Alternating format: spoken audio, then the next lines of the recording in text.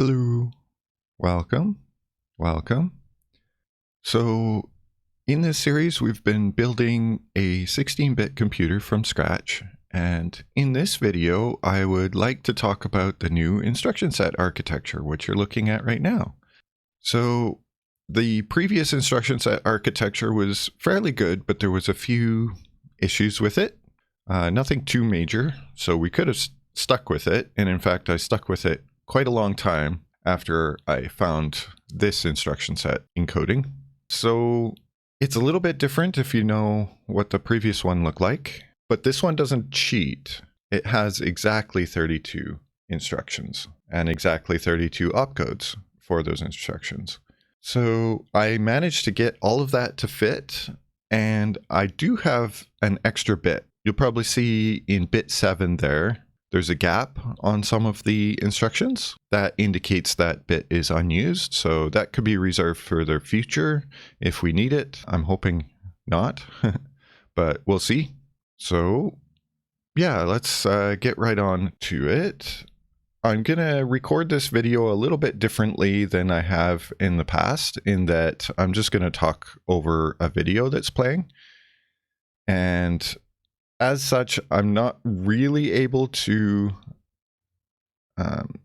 edit the audio quite as much as I usually do, so my apologies about that. So there'll be quite a bit of ums and ahs and other nonsense that I usually say when doing these sorts of things that I usually edit out.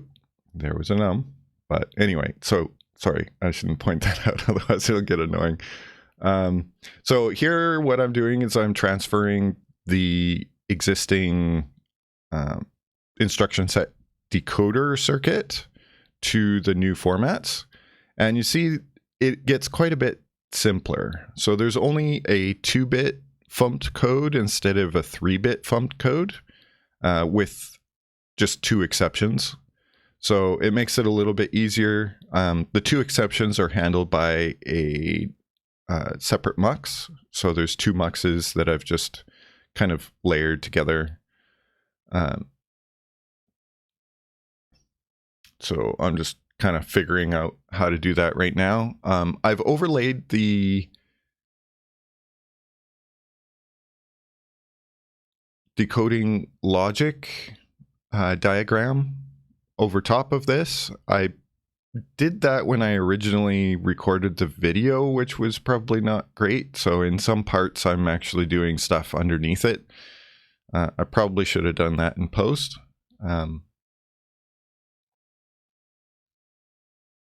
But yeah, I'm kind of experimenting how to do these sorts of videos because I feel like they're kind of boring because all I'm doing is doing a ton of rework. So yeah. I've tried to record videos like this in the past and with not super satisfactory results. So we'll see how this one goes. So now I've moved on from the instruction set decoder to trying to get the immediate formats and other fields from the instructions out. And you see I simplify that a little bit as well. I've removed some of the variety of immediates, and yeah, I just made this quite a bit simpler. So here I'm doing a little bit of work underneath the overlay. Sorry about that. I realized and then I moved it after I did the work. So yeah, here I'm just handling the actually I've moved on to testing. So there is one issue that I realized right around this point, is that the immediate that I thought was a 12-bit immediate is actually only 11 bits, and I might need to fix that in the future, but hopefully that'll be a fairly minor change. I need a 12-bit immediate for the load and store instructions because they only have a 4-bit immediate now instead of a 5-bit immediate. And I think I missed that when I was designing this instruction set encoding. But here I'm just going through the tests. So this is a fairly tedious process of trying to fix the tests and then realizing that, oh, actually the circuit is broken, which is why I have tests in the first place. And then going back, seeing if the test works, scratching my head for a bit.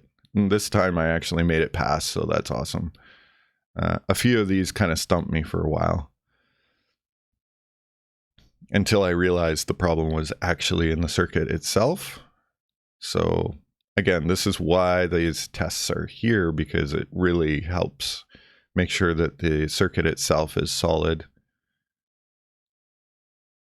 So unfortunately, these tests are a little bit cryptic in that I'm just fiddling around with some bits. So it's kind of hard, unless you're actually doing the work, to understand what the heck is going on.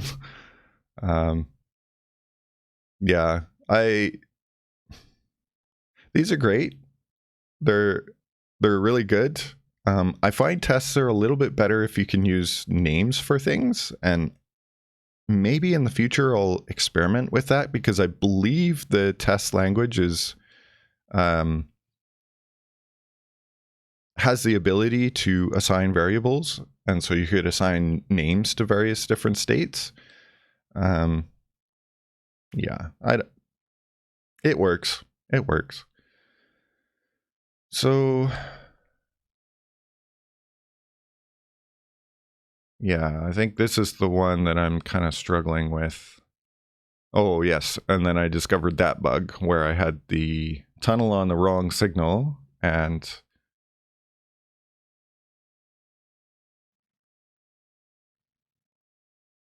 yeah, I'm discovering that it's really on the wrong signal. So I'm kind of cleaning up the circuit a little bit now.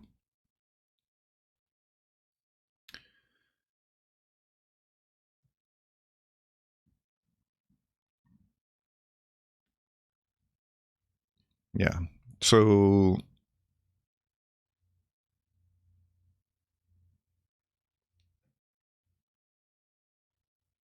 now I'm just testing it out to see if it's better. I'm still getting weird results, and I'm a little bit stumped because the instruction set looks correct, and lo and behold, these were backwards, and that would do it. Oh, and now my opcode is working properly, which is great. So almost done the tests.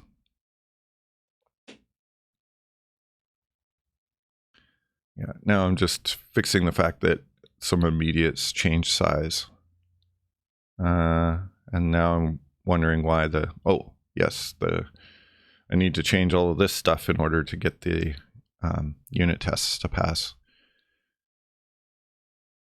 So that's what I'm doing. One thing I decided to do was to remove the condition field from the instruction itself and move it into the microcode. Potentially, I could get rid of the condition code entirely and stop passing it separately to the execute unit and just let the execute unit figure it out. I haven't done that yet because this was the lower lift way of doing it. Main thing being that during any of the if instructions, you need to do a subtract as well. So it's helpful to have the ALU instructed to subtract and then pass the condition code separately. So here I'm updating the microcode, and here I'm implementing the condition codes as a separate field in the microcode. So here's what I mean with having the sub instruction on each of these. It just makes it easier and simpler.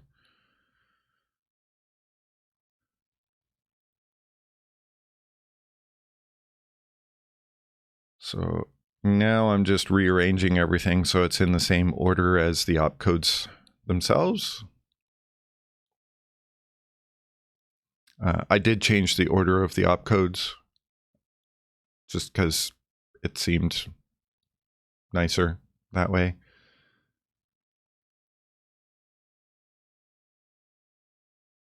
Here I'm also adding in the load B and store B instructions, but those won't be used for a while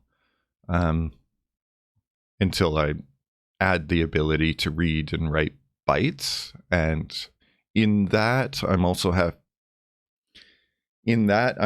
going to need to convert data addresses into byte addresses. So it's a byte addressed system, except that I'm going to try and get away with having the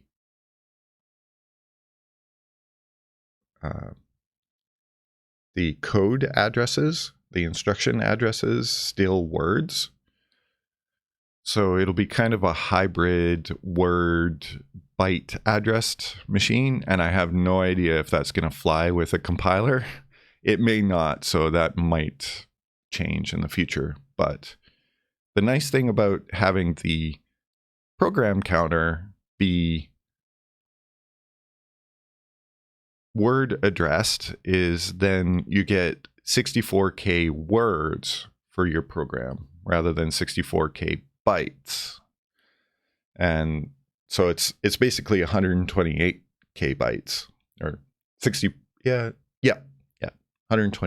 bytes, which is much better. So here you can see I'm specifying the load B and store B instructions, but they have the exact same behavior as the load and store instructions currently, because we need to make that change. And here I'm basically just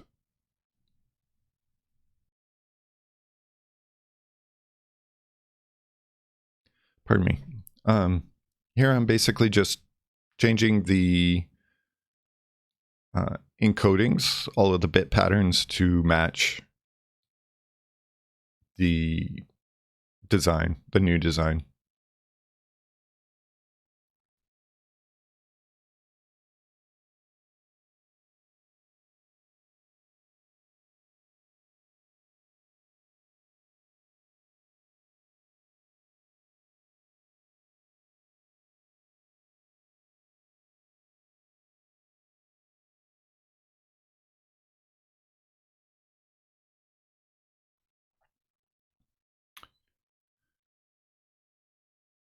Yeah, so in here there was a few bugs that I introduced, and that took me a little while to find all of those bugs.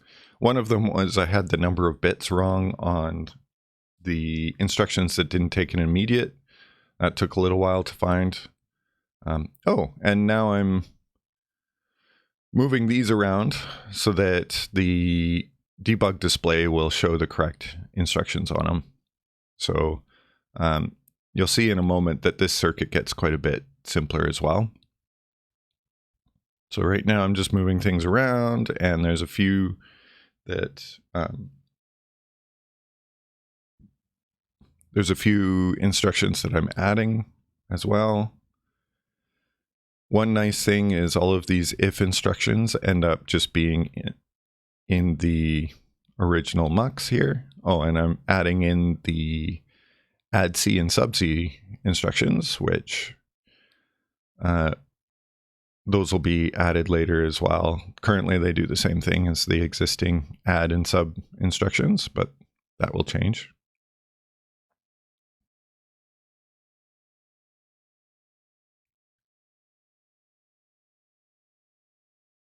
And yeah, that circuit is quite a bit simpler now.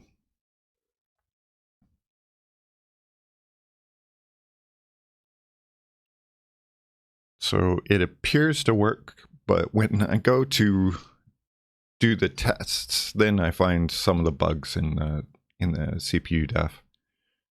I was expecting that to work, and that didn't work.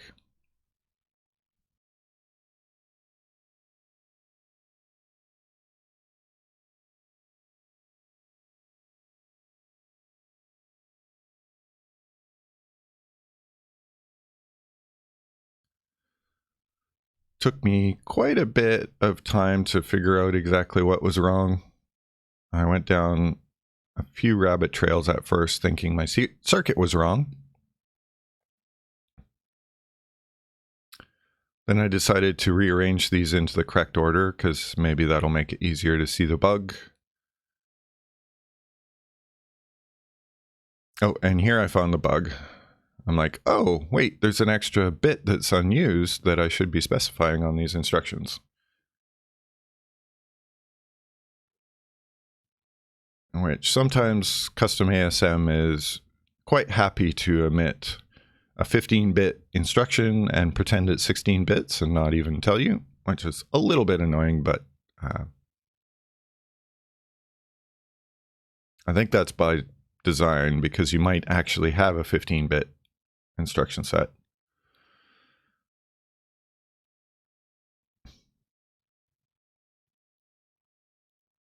So I'm not even sure how you would fix that.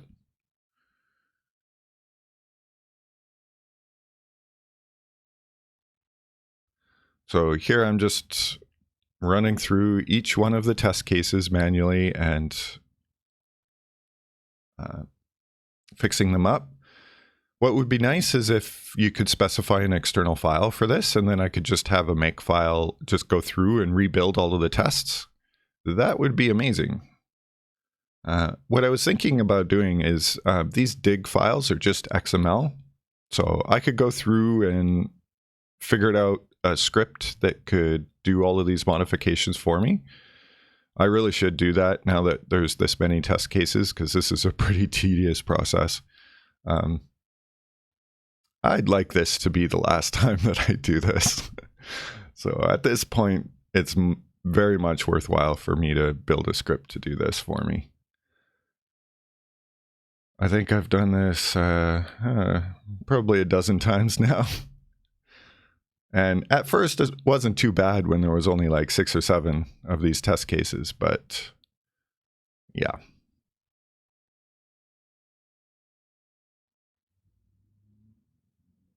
And here, I'm wondering why the load stored still fails. What did I do wrong? Oh, yeah, and then I figured it out. It's because there's the immediate went from 5 bits to 4 bits, and so there was a test that was testing that. So now it passes, so all of the tests pass. Yay! So, thank you very much for watching. I hope you have a great day. Bye.